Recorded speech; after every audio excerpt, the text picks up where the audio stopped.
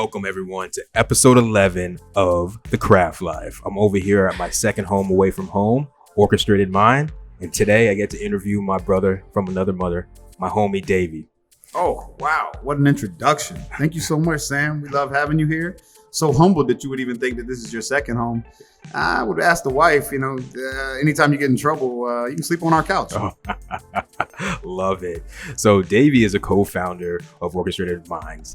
Him and his wife, Jamie, have truly put together a place that, really words can't truly articulate how dope this place is. So you got to come out and check out the vibe for yourself.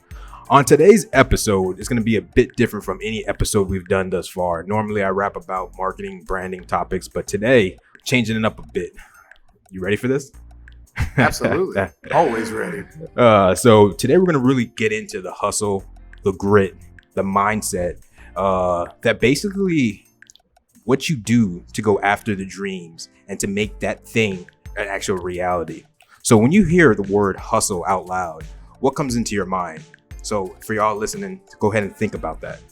A lot of people use the word in different ways. And to be honest, it's a perception thing, right? Everybody thinks about hustle in a different manner, different way, different thought process on how you view it.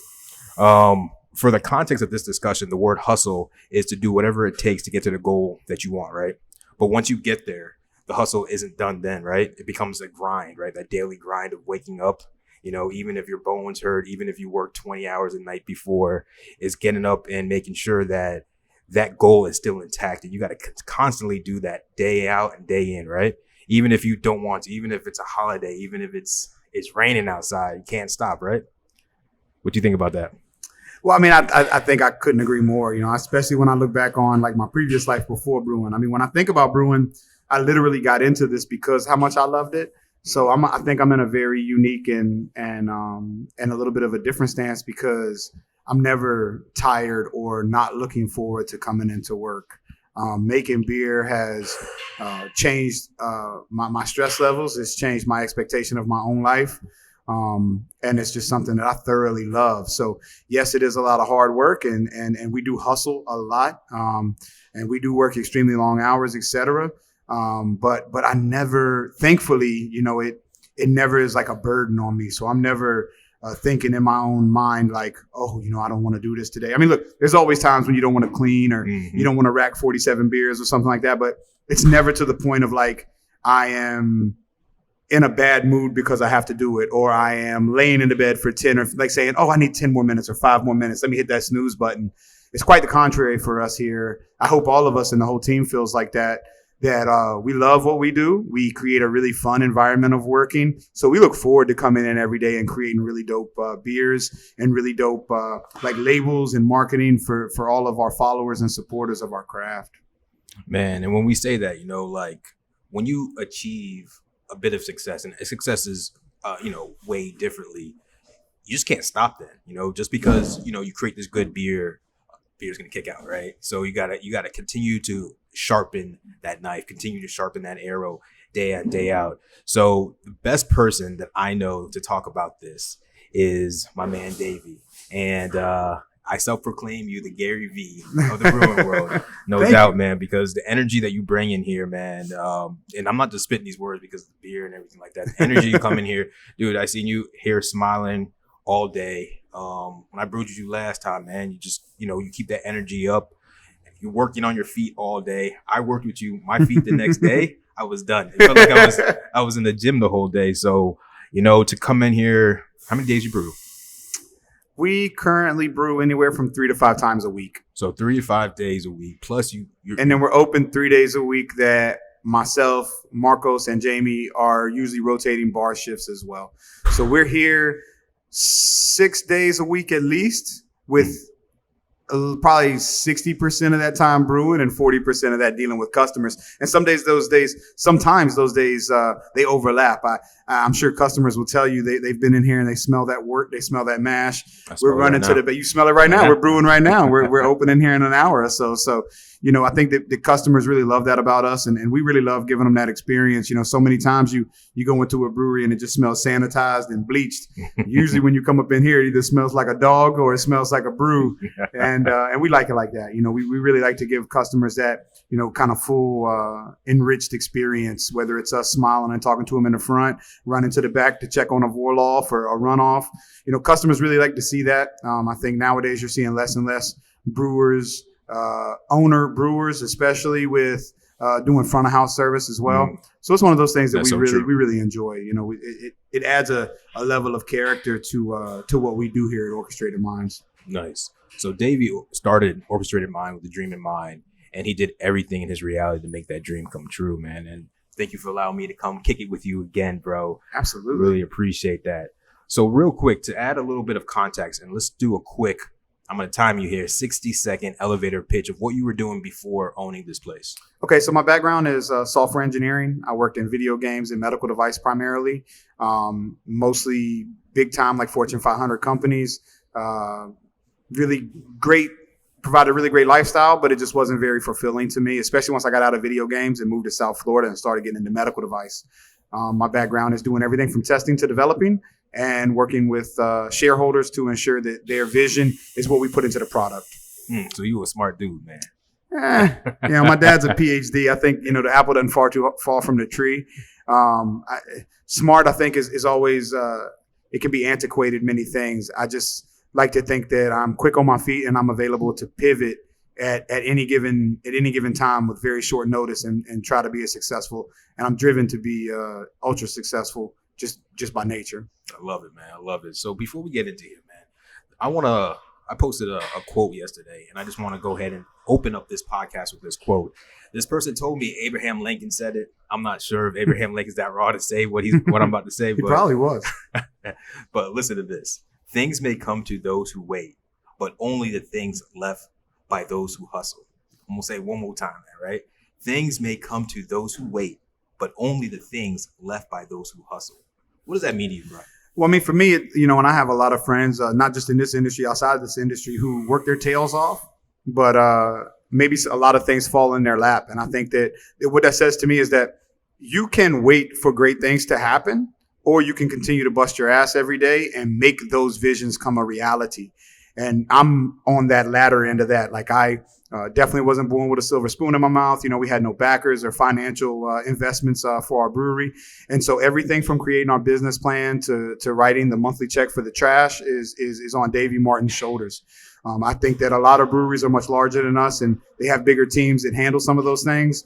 I go out there and I bust my ass every single day to put forward the best product that I can put forward to our customers and our supporters to keep them engaged. I don't wait for really anything. I go out there and I make it happen. A friend of mine, Corey Artanis, told me a couple years ago, he said, empty mouths don't get fed.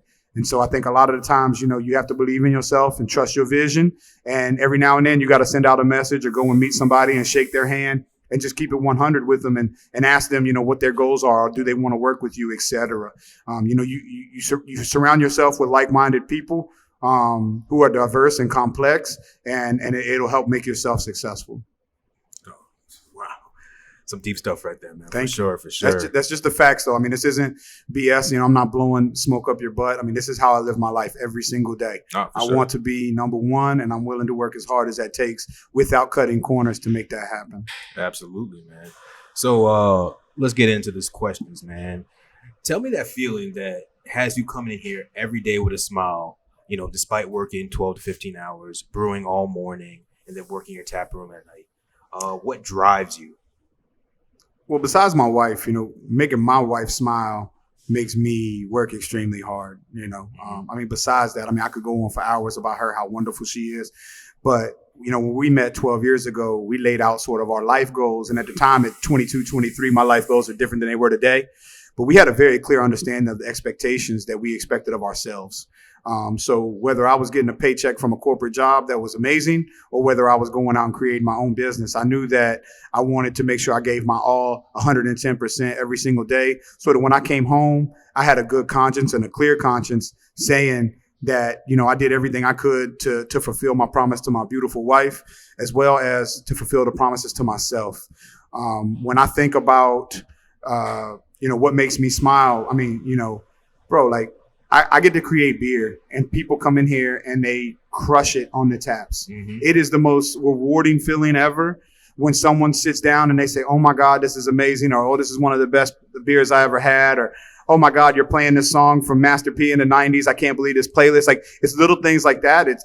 They continue to tick the box for me, and they just make me so elated and so happy. I'm by nature, I'm a pretty happy guy. I'm a very driven guy, so I understand, like, when it's time to work, it's time to work. And I think Marcos and Jamie will both tell you that I'm not always the most easiest to get along with, but I like to think that I'm a very fair and equal boss, and any expectation I put on anyone else, I have even higher expectations on myself. And I really try to lead by example with that. And that makes people follow you usually. And they can feel off of that. They can vibe off of that. And that just makes you smile, like, incredibly. Like, I had a great job. I had a wonderful career. It would have given me a really great life. But being able to open up my own business completely by myself with my wife, it is just unbelievably rewarding. I'm my own boss now. No one tells me that they have an expectation that they want by Friday except myself. If I fail, I let myself down. I let my wife down. I let Marcos down. Now there's a whole team of people that depend on me that aren't already millionaires that just want another Lamborghini. Now I'm trying to work for my own Lamborghini. Oh, fire, for sure, man. And just to piggyback off what you said, creating different styles of beer, like, you just started this hustle. So, like, there's a lot of knowledge that goes into learning different styles of beers. How do you just knock them out the park every time you try something new? Well, look, first of all, I'm very humbled that you would even make that statement to say that we knock it out the park like that. We have a very constant iteration process that we slowly change things that aren't working. We try to document everything and backtrack. Malcolm Gladwell said it best, that it takes like thousands of hours to make you like kind of a pro at something. And I'm a very big, firm believer in that. When I look back on my tech life, I went into work knowing exactly what was expected of me and was never challenged. Even if it was a new spike of technology or something, it was something in my wheelhouse. There are so many variables to brewing. There are so many different palates that you have to kind of satiate to be successful in this industry, that we opened up with 3 or 4 beers, I think, that we were doing like on the regular, and we've expanded that out now to, hell, we probably do 20 or 30 different variations and styles.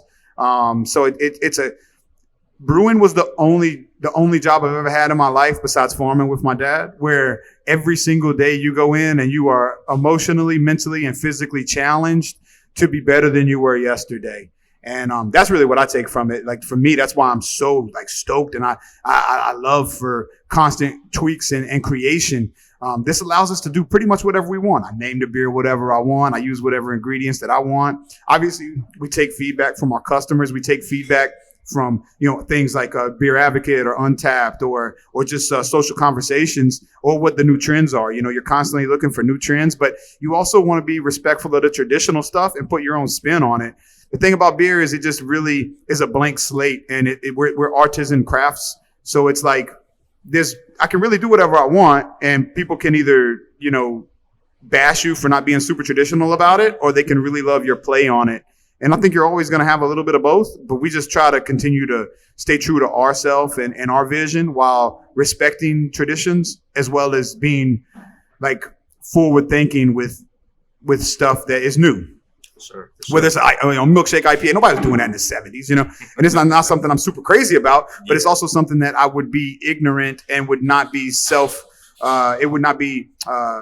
beneficial to me for growth if I didn't at least try to do it. Let's say I do it, knock it out the park, great. Let's say we do it and it's not so great.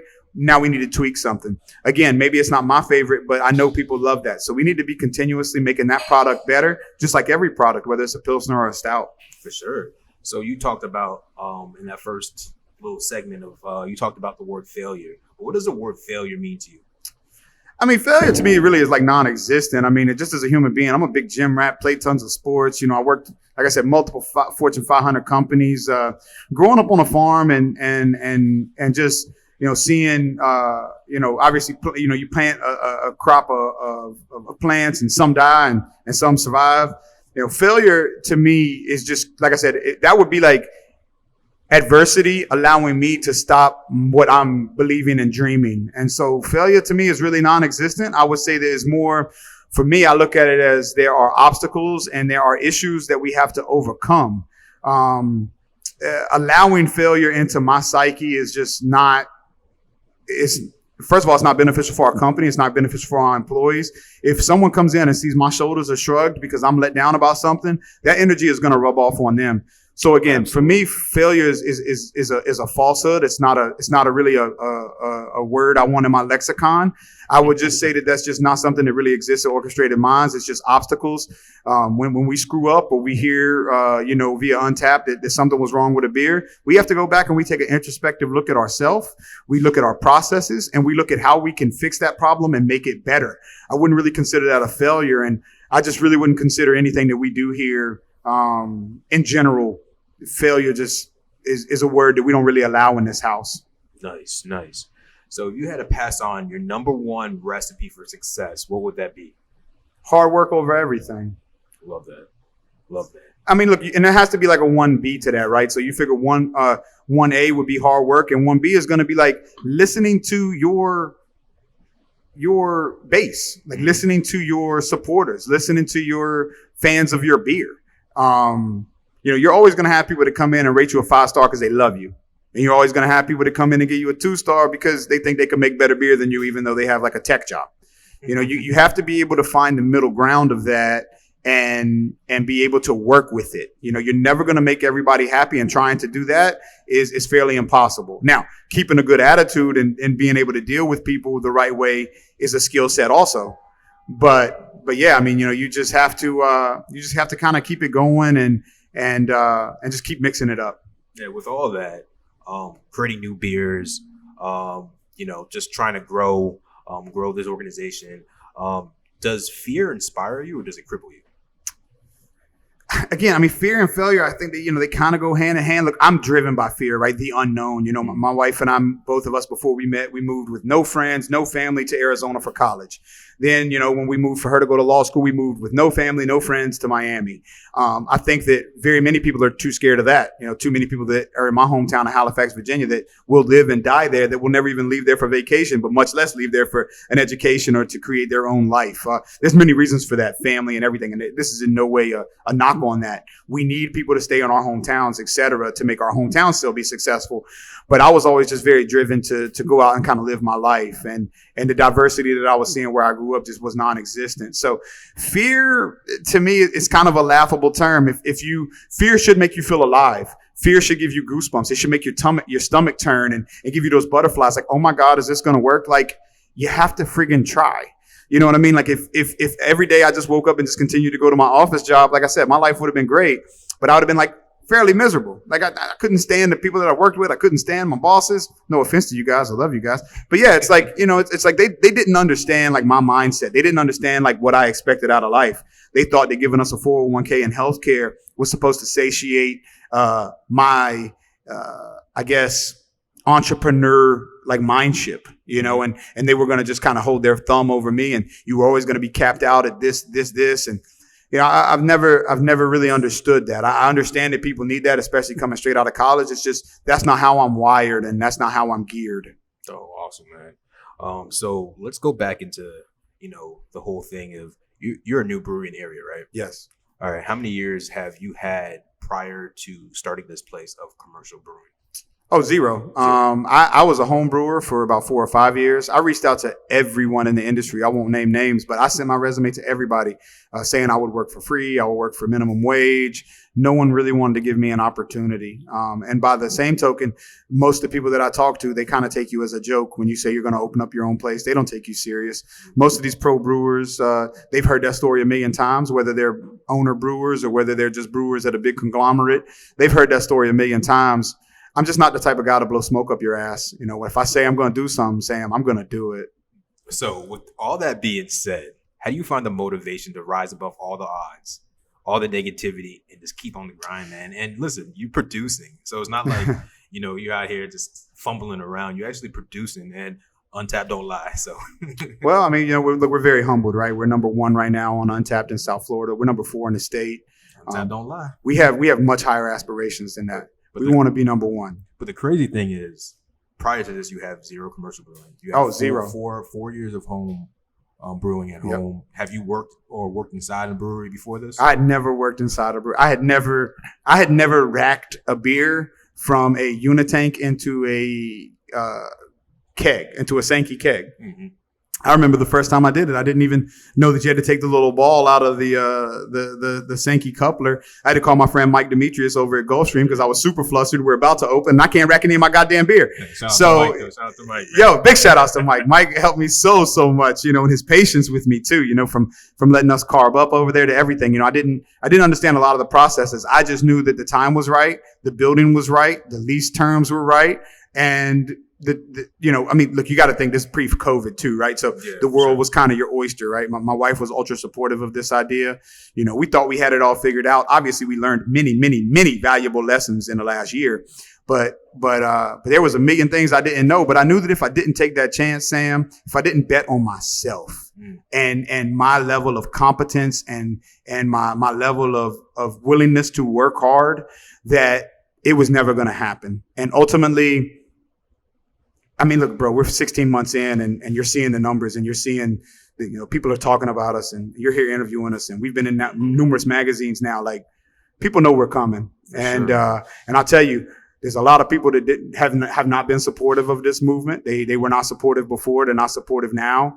And it motivates me. It motivates me more than I can ever explain. And that's the athlete in me. Yeah. I love to be doubted. Nothing makes me happier than people thinking that I'm not going to do exactly what I said and some. So for everyone who is listening, if you have a dream, man, just go ahead and just act upon it. Don't be scared.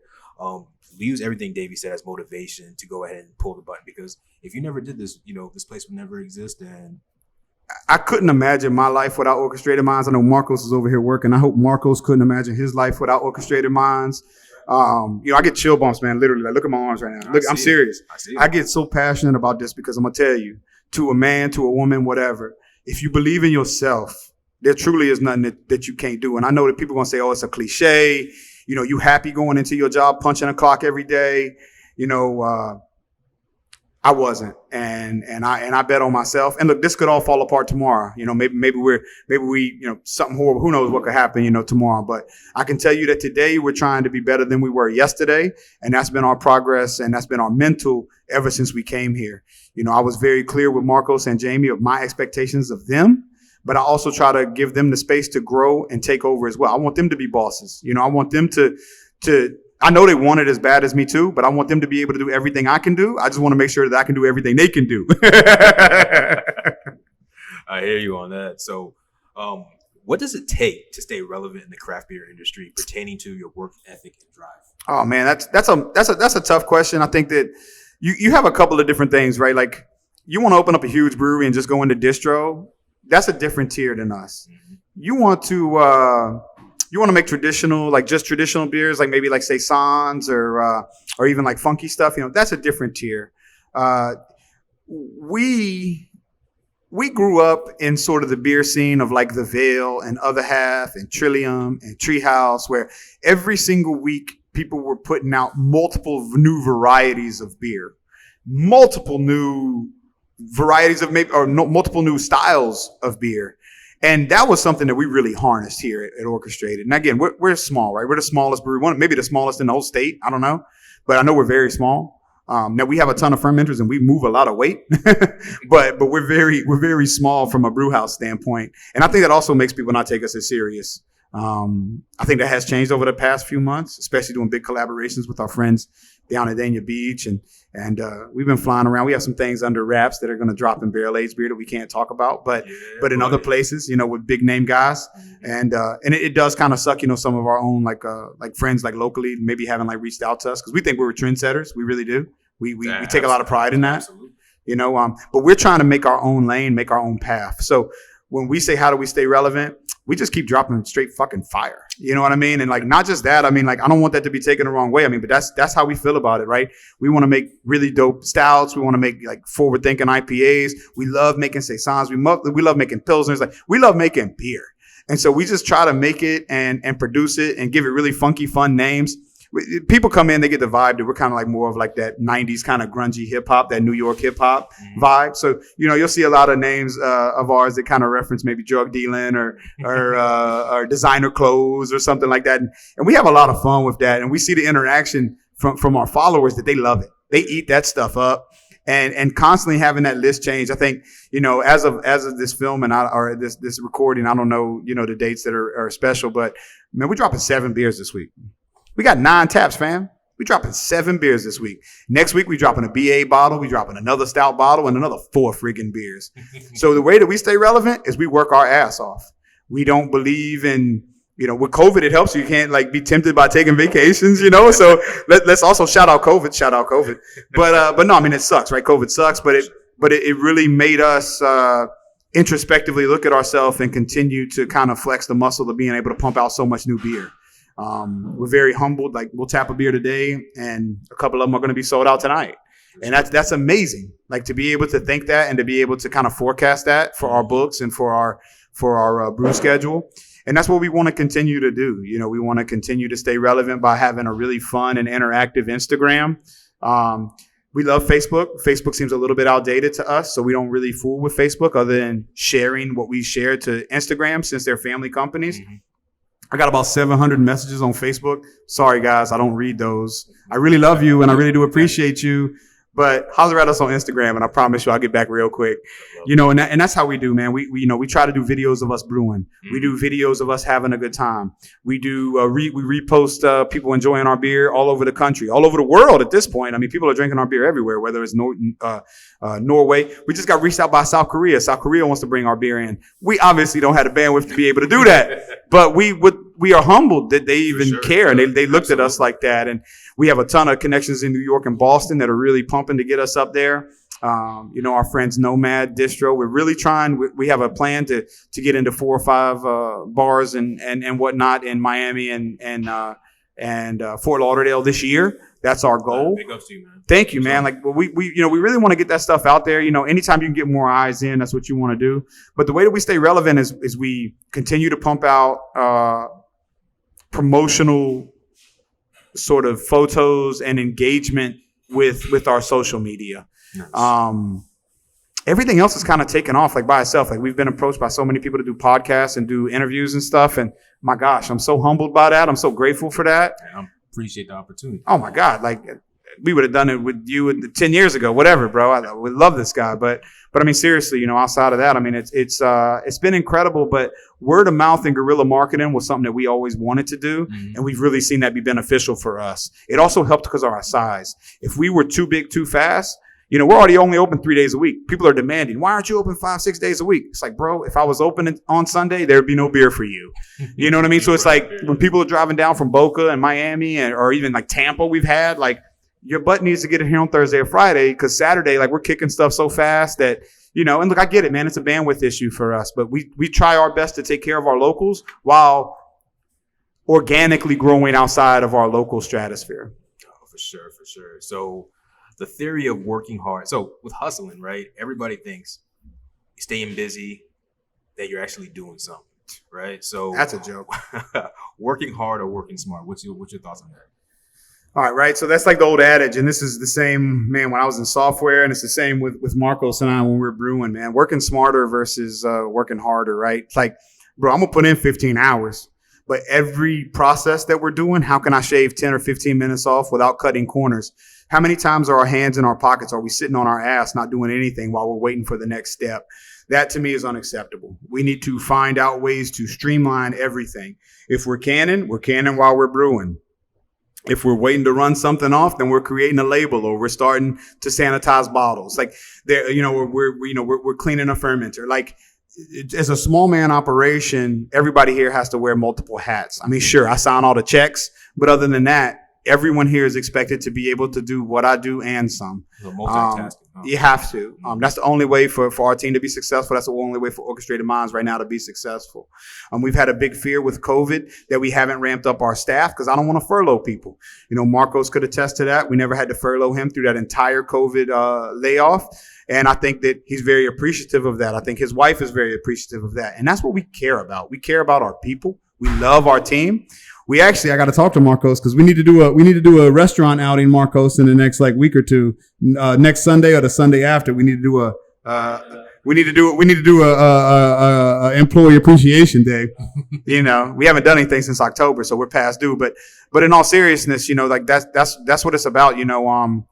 Just working, man, just working hard and finding ways to be efficient and not waste time. There's 24 hours in a day. You got to sleep for at least 4 to 6 hours. I'm a gym rat, so I got to get in the gym. I want to spend some time with my wife, but I also want to knock out everything that we need to here. So finding out ways to be efficient as well as getting more done in a 24-hour period is always it's crucial to us. For sure. So you brought up a great point, and I know a lot of people who are, trying to start their new hustle, either working in a brewery, starting their own brewery, or doing some other side hustle or side project, or even starting their own businesses. Health, right? Going to working out, taking care of your family, hanging out with your family, stepping away from the brewery a little bit, or stepping away from the business a little bit, and being normal, right? Yeah. And I think that you've done all that, man. I see you in the gym, bro. I see that on Sundays, you gaming and hanging out with Jamie. Absolutely. And you obviously have a social life. And when you're here, you're having fun. So, man, that's super important that you brought that up, man, and respect that you actually, you leading by example, So everybody's out there doing your hustle, man. Your health and your family and that time is important, even if it's a fraction of time, but give that time to them. Don't be checking emails, looking at your phone, looking at Facebook. It's so hard too, let's be totally clear. I come in the house, man, there's days I'll just put the phone on the charger and just walk the F away. And I'll tell you have to. Because, man, people are in your DM. I don't care if it's the brewery or if it's your private page or whatever. People are in your DM. People want to talk about this, and you build, especially with us, it's a very big balancing act because our customers can get so close to us. They feel so invested in our company and in our product. And we want them to feel comfortable messaging us and talking to us. But I tell you, just as an example, I'm coming back from Orlando. I was up in Orlando with my friends from Three Sons a couple weeks ago, and I'm coming back, and Marcos and Jamie are killing it at the brewery. I'm getting DMs where are all the stouts? Where are all the stouts? It's guys, it just doesn't, first of all, I'm super stoked that people feel like they message us and they feel like it's a lot of transparency. They do feel comfortable. But we also want them to be human beings as well. Understand how hard we're working, understand that if we could, then we would have all these things for you. When you build up all these clouds off of stouts and whatnot, and you sell out in 2 days, I'm very sorry. But sometimes, stouts just don't turn around in a day or two. So there's always going to be gaps, unfortunately, in our size that we have to compensate for. Mm-hmm. But the beauty is that we got, 7 or 8 or 9 other taps of straight fucking fire for you. So let's just roll with it. And next week, we promise we'll have you some more dark beer on. I love it, man. So the mindset one needs to start their own brewery or their own hustle or their own business.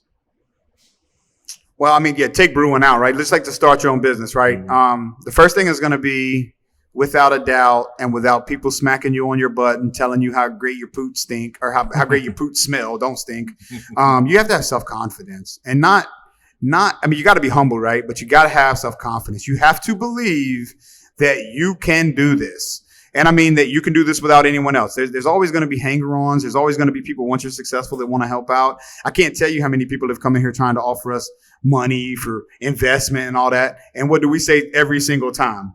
No. I'm just not interested in that, right? I want to do this by myself. I want to do this on my terms. And so I think that if you're going to do it, I would say create a business plan.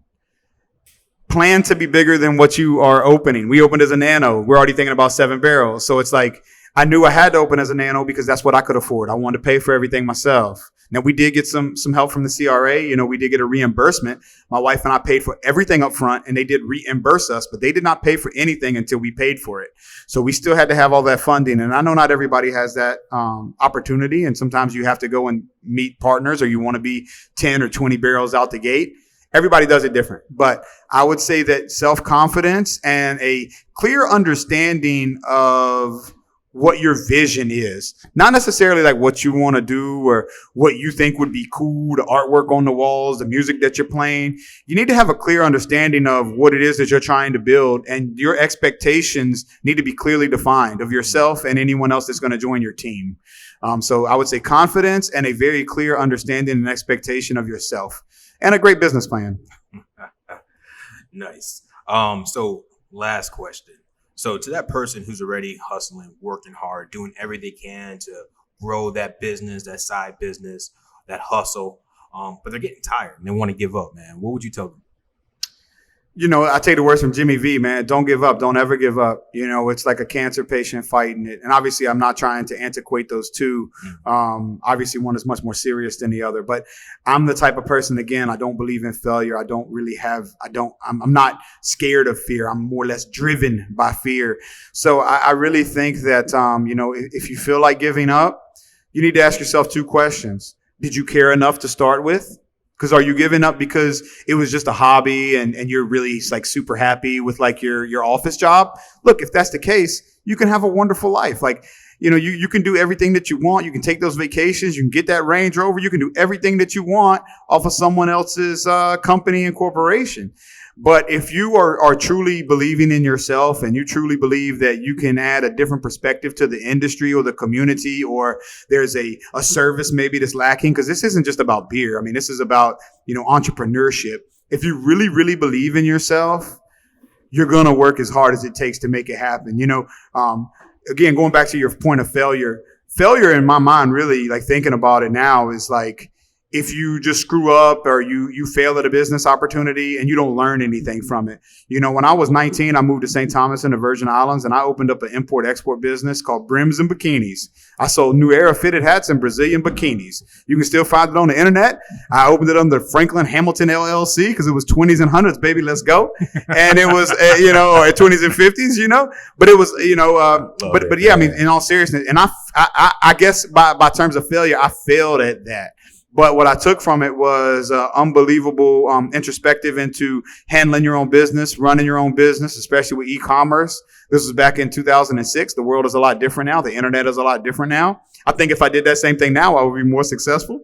You know, I was a 19-year-old single dude living in the Virgin Islands, so my priorities weren't as good as they were once I met my wife, you know.